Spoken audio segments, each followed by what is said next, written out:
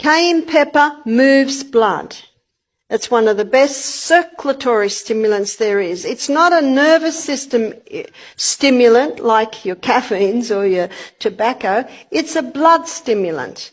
And when you consider that the life of the flesh is in the blood, cayenne pepper is a wonderful healer. And you can put cayenne pepper with any other herb and it'll intensify its action.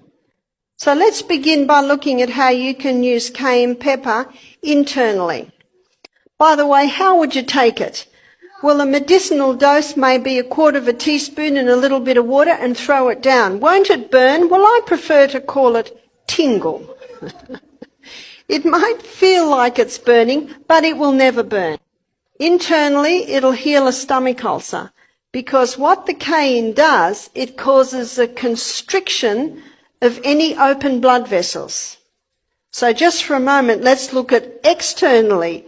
If you have a cut, you pour cayenne pepper into it and it'll stop the bleeding. Like my arm and my bones were sticking out, I'd be very thankful for a doctor to perform an operation to get my arm working again. But there are lots of little tiny bits and pieces that the natural remedies will fix.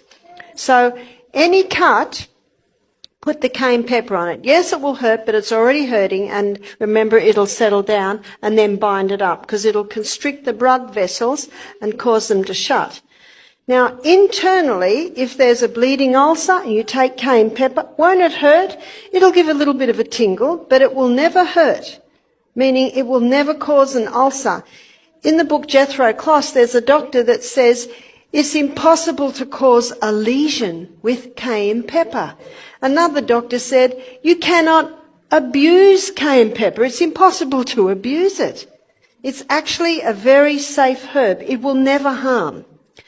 You can also use it internally if someone has a heart attack.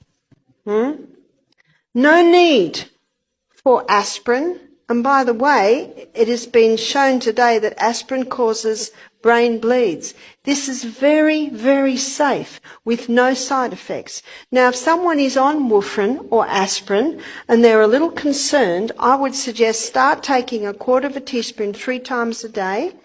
And most people, if they're on warfarin, they have to be tested, every few weeks or every month. And the doctor will say, your blood's getting so thin, we can reduce your medication.